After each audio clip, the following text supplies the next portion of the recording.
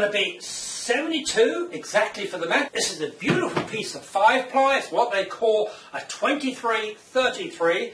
So here it is, beautiful piece. It's only overhanging about 6 inches on either side.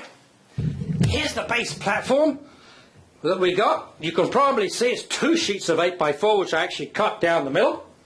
Now, I did an offset down here just so you wouldn't have one joint, one straight seam coming down. If I thought about this, I probably should have done it sideways, laterally down here, and join it, because then I could have put the plates. There's one underneath here, one on the top there, because I couldn't lift it up. I could have put 2 fixing plates either side to join them together so they didn't move. So that's probably what I'd have done, or should have thought about doing, but I didn't. Nevertheless, we got this done right now. This is a nice piece of plywood. It's 5-ply, approximately 18 millimeters, and it's what they call a 23/33, which is a lot more than ½ an inch and a tad less than 3/4 of an inch in imperial, so it's really strong stuff.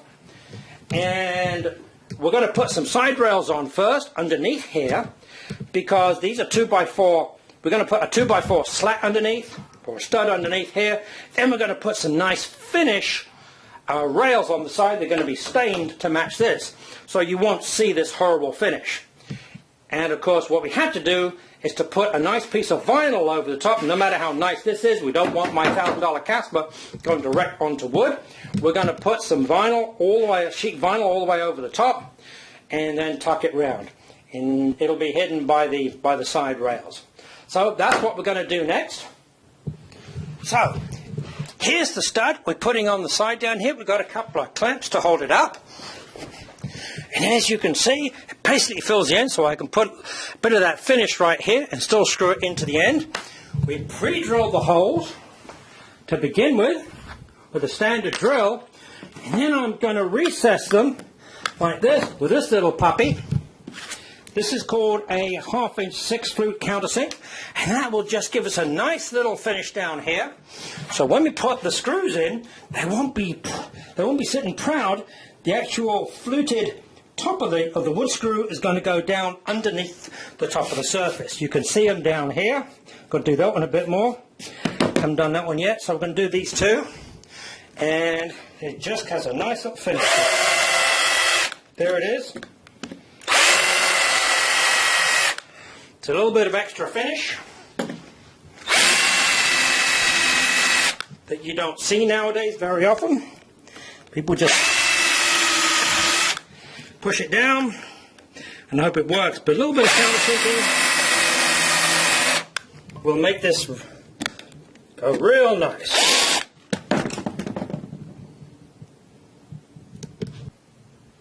There we go. You can see how these are kind of right down underneath, so they're not going to stick up, they're not going to catch on the vinyl. There it is. Now we just take the clamps off,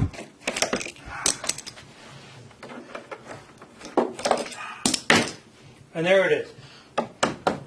We got our securing rail down here, and we're going to put the side rails, screw them into here, and of course the vinyl is going to come over the top down here, tucked underneath, 2 staples underneath there, and then this side rail is going to hold it in place. There we go. Now I've just got to do the other side. There we go. They're all done now. You can see, looking down here, they're slightly offset. Just to give us a little better purchase, I used number 8 1.5 inch flathead Phillips. Went in like a treat, and everything's good. Now, I've got my wood on a platform down here, got a little spirit level. Bubbles pretty much in the middle. It's only a fraction of a bubble out. Now I'll make sure when I get my cut done, which is going to be here, that it's actually going to be at the right angle. If it was sloping down, of course, the angle would be wrong. So there it is. Now we're going to cut it. Right, we've put the vinyl right onto the wood. Looks really nice now. And to give it a little bit of stability, I've got these legs, came in from Amazon. They're actually just a little bit adjustable, 13 3/4 inches with a little bit of adjustment. We've got 2 on that side. I'm going to put 2 on this side just to make it a little bit of extra support. And that will finish the legs on. Once I've done that, then I'm going to put the side rails on. Now you can see I've got some brackets here which I put underneath the vinyl, and those are going to hold the top of the rails up. And then I'll have some more brackets underneath that will have to be connected to the actual rails themselves. There's a little bit of finishing down here. We've got to put the rails here, the little rails here. This of course will be held down under the rails like that. So that's going to be fine. Now we put this on the vinyl using a contact adhesive. You've got to be careful with contact adhesive. You've got to have plenty of ventilation. Now I admit, we actually put the old Queen back on the top to help smooth it all out. And there was a few bubbles, so while those bubbles and the air is being compressed out, obviously you get fumes. Well, as you can see, we've got the side rails on. We've got the brackets here. We put brackets underneath. We've got little corner pieces at the end. We're almost ready to go. We're going to be putting the mattress on. But before we do, we've got one little piece of trim because we want to cover these up, don't we? We can't have these exposed and rubbing against the mattress. So, give me a few minutes. I'll be back and you'll see what we're doing. And here it is. All finished. We've got the new Casper mattress right on. We've got the side rails on. And we've got a little piece of trim. Let me give you a close-up. Show you what we got.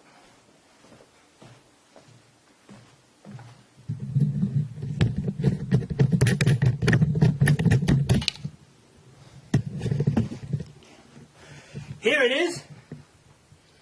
Little piece of trim. This is molded baseboard that we painted with the same paint that we put on the side. It just provides a little bit of trim around the side here. Very nice. Stands up exactly the right height. Gives it a nice piece of finish. There it is. And it finishes up just a little treat like that. Doesn't that look nice? A little bit of extra trim. There it is. We're real pleased.